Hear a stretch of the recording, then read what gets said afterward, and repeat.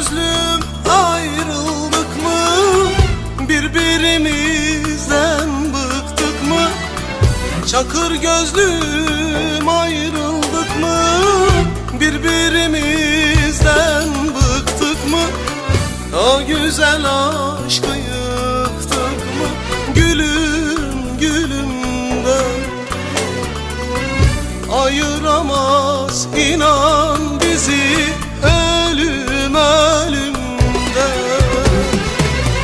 Ayrılığı sen istedin, bırak beni bırak dedin.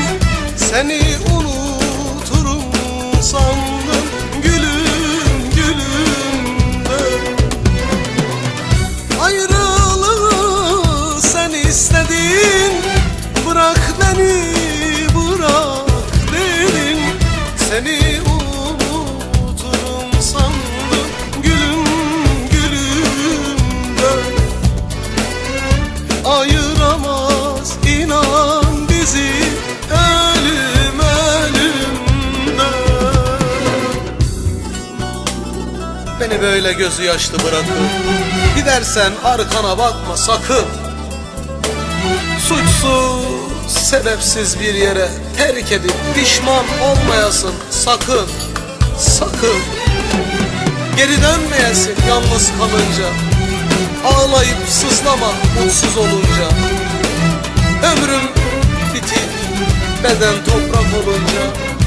Mezarıma gelme, gelme sakın, sakın.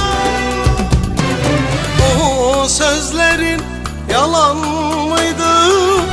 İşin gücün dolan mıydı? O sözlerin yalan mıydı? İşin gücün dolan mıydı?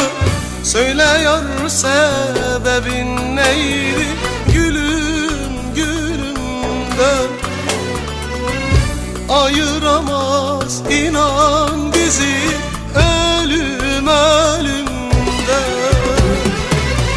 Ayrılığı sen istedin, bırak beni bırak dedin. Seni unuturum sandım gülüm gülümden. Ayrılığı sen istedin, bırak beni bırak dedin. Seni unuturum sandım gülüm gülümden. Ayıramaz inan bizi ölüm ölümden.